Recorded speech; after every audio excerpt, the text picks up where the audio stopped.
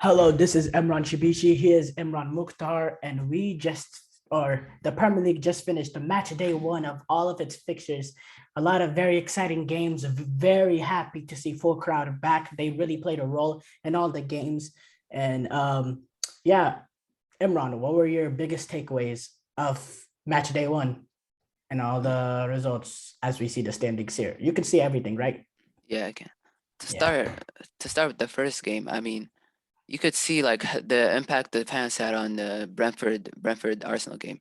I mean, like in that game, Arsenal really were lackluster of going forward and didn't defend that well defensively, especially in the second goal.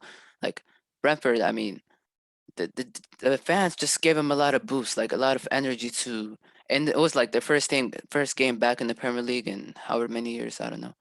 But like no, that was one game. Like, yeah, should we just talk about that game and then go on, or Yeah. What is your takeaway? Like your uh, biggest takeaway? I mean, United. They won like by 4 goals, 5-1. That was great. The Tottenham game was great. I mean, you know, yeah, that's Yeah, my. that was a huge storyline with the Harry Kane thing. Yeah, I'd have to say my biggest takeaway, even though I'm a Chelsea fan, would come from that game with Harry Kane. Why? Anyone who tries to tell me that Harry Kane was just missing the game just because he was resting and all that is nonsense. All the English players are playing. All the Italy players are playing. He missed that game because he came into trading late because Yeah, he wants to move. And to be honest, it was not a smart situation for him to play against Man City. I mean, he wasn't even in the stadium. At least the cameras didn't pick it up. That's a problem too that no one's gonna not gonna bring up. Yeah, I was hearing a lot of debates between if Pogba did this, if Pogba did that. Yeah, that's facts. Harry Kane was not in the stadium. That is a problem. He's eventually, I say he's eventually gonna make the move, but at the same time, I don't know because how stubborn is Daniel Levy gonna be?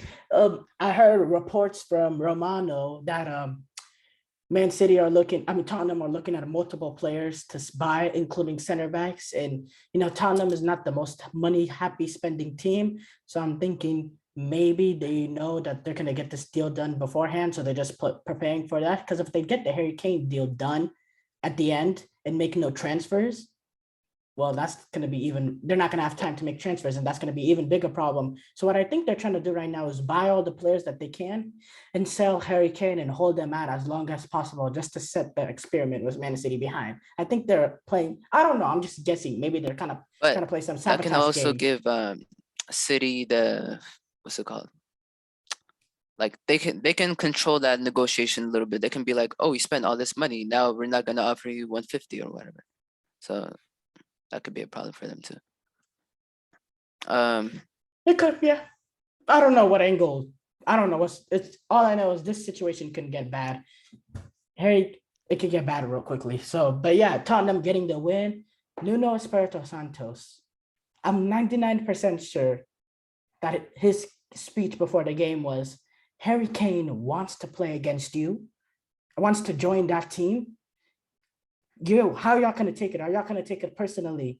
And when people talk, Son was very, very good. I think the first half I was a little disappointed, frustrated with Son because he was lively and got into dangerous areas, but he didn't play the yeah, final ball, or he he was didn't fix the wasting them a final lot. shot. He was wasting them. Even in the second half, the beginning, he did it again. But eventually, when he got the ball, he just put his head down, cut, you know, okay, I don't know what's the situation going on. He's a decent center. No, he's an okay center back, but he's not better than Stones or Laporte. I don't know Spent a what's lot of going. money for him too. Yeah, they did, but I don't know what was going on. He didn't get tight enough to Son, and it was a nice finish. I thought Grealish. A lot of people bantering Man City, saying he's a flop and all that. It's funny, but I think the thing is he's going to take time to adjust to Pep Guardiola, and the and it looked very different because he was not like it didn't look like Man City a lot of the time. Just specifically talking about Grealish because he was moving around all around the pitch trying to get the ball, trying to do different things. And Man City is a team that moves the ball around where the players don't really move to the ball. The ball usually comes to them and they move around and pass it around really well. So it's a little bit different, and it's going to take time for him to adjust to it. but I have no doubt it's gonna work. Pep Guardiola will get it handled. So, but yes, it looked very strange because you don't really see Man City. You don't see Mahrez going up and down the other sides of the pitch to get on the ball. You don't see Sterling doing that. You see De Bruyne. De Bruyne is De Bruyne, and he's not gonna really play the De Bruyne role. So yeah, it was. I mean, it was different. Ferran Torres, shocking miss on that. They need a striker. They need a striker. It's clear Man City need a striker because they're lacking cutting edge in the box. And yeah, I think they're getting. I think the fans also played a huge role in that. But let's not get too long into that. Man United, yeah, destroyed Leeds. Leeds played right into their hands. Pogba was superb. I think Greenwood played really well. Bruno Fernandes hat trick. I don't think he really got the credit he deserved, even though I do think he's a little overrated. But he was very good that a game in a different, almost in a different role. Yeah, it's just, a lot of it was shocking defending from Villa, though. I mean, shocking defending from Villa. A lot of it. Leeds, yeah. I mean, I'm from Leeds. No pressure on the ball, and the thing is, if you don't get pressure on the ball, whoever's in the midfield, or let me give you an example. The fourth goal, Lindelof plays the ball. No pressure on Leeds. The center. If you don't get pressure on the if you don't get no pressure on the midfielder or the center back making the ball, which was Lindelof at the time, the center backs had to drop, or one of the midfield had to track the runners. Nobody did that. The Mason Greenwood goal, full back attacking. You let the center back, I think his name was Struck, out wide to stay with Greenwood. It's not a good matchup. It made no sense. Again, the first goal, what happened? Nobody tracked Fernandez's run down the middle and nobody pressured Pogba, even though, to be honest, Pogba didn't allow them to get pressure because of that. The ball was just amazing on the first touch. So that's a little bit like more quality than bad defending. But still, I still can't get my head around that Lindelof goal. I mean, just the open spaces this leaves. But to be fair to United, they took advantage of it. They took advantage of the 75,000 Old Trafford crowd, and it played right into their hands, and they got the win that they thoroughly deserved. This was a lot more. This was a lot more. What's the word? A lot more convincing of a win than their 6-2 win last year at Old Trafford. I thought Because this they was a created better. even more chances this game Yeah, that they didn't score. I thought this performances were better, and I thought there was individual performances better this game. I know McTominay had that great first was the first 10 minutes and stuff, but here you had Pogba, Bruno, Greenwood, the whole back Those three line was pretty players, solid. Well, the whole back line didn't really have to do much. It was a good. It was a good performance. Yeah. I mean, Pogba was just picking out passes, like 4 assists. I mean, like Bruno getting into good positions. Like Greenwood was really good, like his movement, and I mean, he could have had an assist as well. Like he scored the beautiful goal. Like that was a great finish. That I don't think people talk about it that much, but like that finish was just like really good. And it was a pretty good finish, and he showed his pace to get past the center half, even though, to be honest, it was a mismatch. That Strick guy was never going to be able to keep up with the Greenwood. It was just unrealistic to think of. But, it was a great goal. It was a really, really good goal. Really good pass, too. Chelsea was just dominating a very bad team. It was at Stamford Bridge. I mean, that first half from Crystal Palace, I mean, they struggled to breathe. They struggled to literally breathe. I didn't remember times that they get out of the halfway line. Marcus Alonso. I'm getting to the point where these two games, I think Marcus Alonso, when we're playing worst teams, I think he should be the starter. Because I don't think we need Chilwell against the worst teams. Because nobody, I mean, I'm talking about the worst teams. At Arsenal. Is it to give him rest, or you think he's better? To give him rest, and the fact that against worst teams, I don't really see why we need a left back there when we have a left wing back that can give us different ways to attack. Because the thing with Marcus Alonso is he's not the fastest, but he has energy levels to go up and down the field, and he puts in very, very good balls, and he gets into the box, and he's a presence. He is a presence. He is a presence in the box. And when you see the numbers, he hasn't played that much, but in the last 3 years, he's the leading goal scorer for defenders.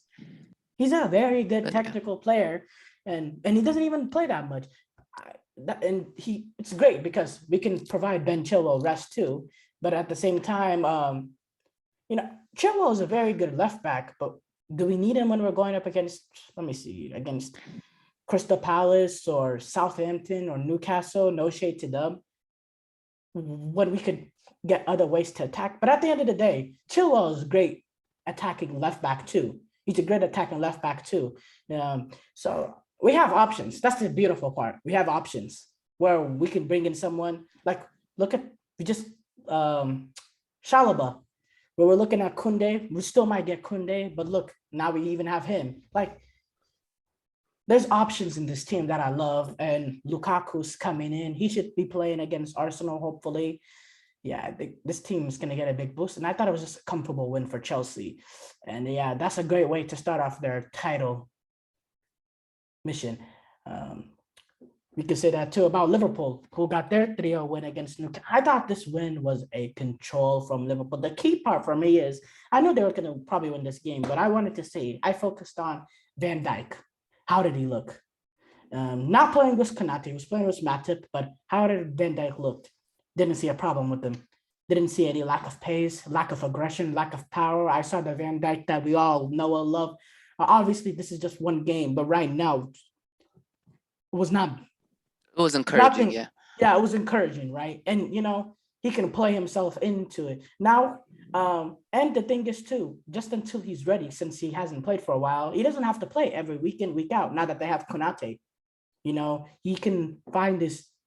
Jurgen Klopp can find his days for him to rest, and I think that by the second half of the season, he's going to be fully fit, in charge for their title run. Right now, they're just trying to stay with the top, and it's great for them that Man City lost. It's great for all top 4 teams, but Chelsea, Liverpool, Man United, that City lost. But yeah, I was just looking mainly at Van Dijk, and he looked good. Obviously, Liverpool's attack, Jota starting, which was a little, I wouldn't say shocked, but I'd be a little bit surprised, even though Firmino didn't have the best of last year.